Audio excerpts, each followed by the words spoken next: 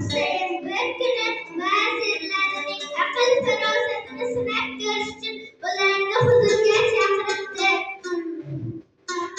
Vazirlerim, menga 3 ta yomon odamni topib kelinglar. Topganingizga 100 tilla mukofot. Sizlarga 3 kun muhlat beriladi.